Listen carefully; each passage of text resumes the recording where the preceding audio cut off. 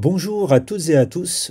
Aujourd'hui, nous allons voir comment régler une problématique qui est que le disque dur de sauvegarde Time Machine soit en lecture seule. C'est-à-dire que là, je l'ai ouvert, vous vous apercevez que vous avez vos sauvegardes qui apparaissent.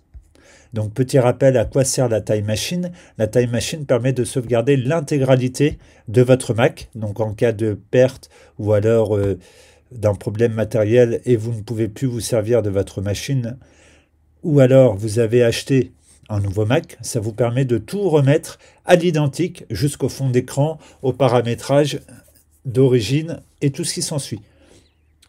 Donc, petite démonstration.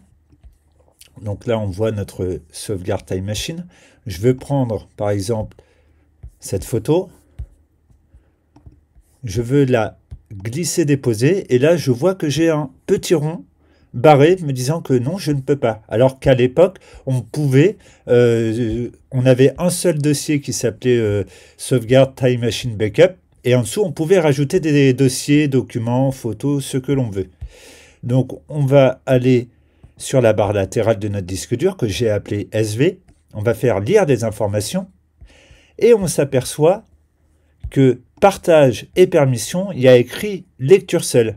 Lecture seulement. Donc, ça veut dire que c'est juste pour pouvoir le lire, mais on ne peut rien mettre dedans. Il n'y a pas d'écriture possible dessus. Donc, qu'est-ce qu'on va faire? Nous allons aller dans notre utilitaire de disque. Vous allez aller en haut à gauche dans afficher tous les appareils. Et donc là, on voit tous les disques durs. Donc, si normalement, afficher la barre latérale. Normalement, vous, quand vous ouvrez l'utilitaire de disque, pour la première fois si c'est le cas, vous voyez ça comme ça.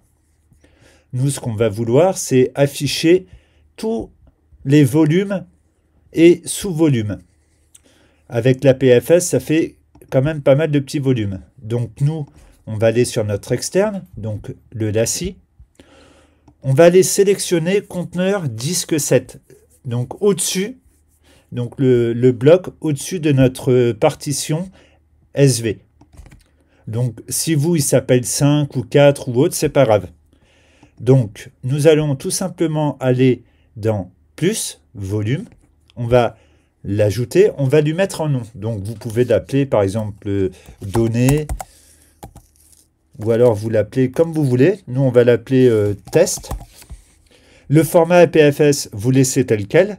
L'option de la taille, vous ne touchez à rien. Vous allez comprendre pourquoi. On va faire ajouter. En fait, ce qui va se passer, c'est que ça va vous créer une nouvelle partition, mais les deux vont travailler ensemble. C'est-à-dire que vous allez comprendre, on va aller dans présentation, afficher la barre d'état. Et donc là, on s'aperçoit que dans notre nouveau volume, on a 0 élément, mais 456 Go 44 de disponibles. Et sur la sauvegarde, on voit qu'on a 33 sauvegardes.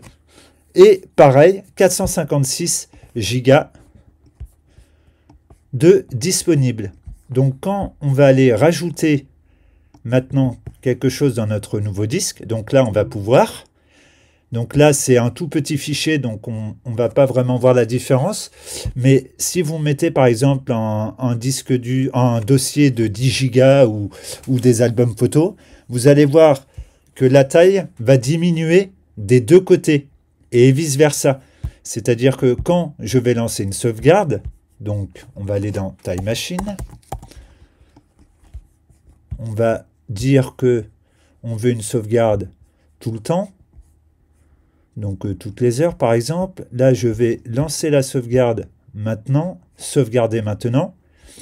Donc là, il va nous faire la sauvegarde, à savoir que quand le disque dur quand Time Machine va faire sa sauvegarde, c'est prioritaire. C'est-à-dire que l'autre disque dur, étant donné que c'est sur le même bloc, donc le même disque dur, quand vous allez vouloir copier quelque chose, il va vous dire en attente ou en cours de déplacement, parce qu'il est en train de faire la sauvegarde. Donc il faut attendre que la sauvegarde soit finie, ou alors vous arrêtez la sauvegarde, et là vous pourrez glisser vos dossiers sans problème. Voilà, donc là, il dit qu'il a trouvé des modifications, et vous allez voir la taille des deux côtés diminuer automatiquement. mais les deux disques ne font qu'un.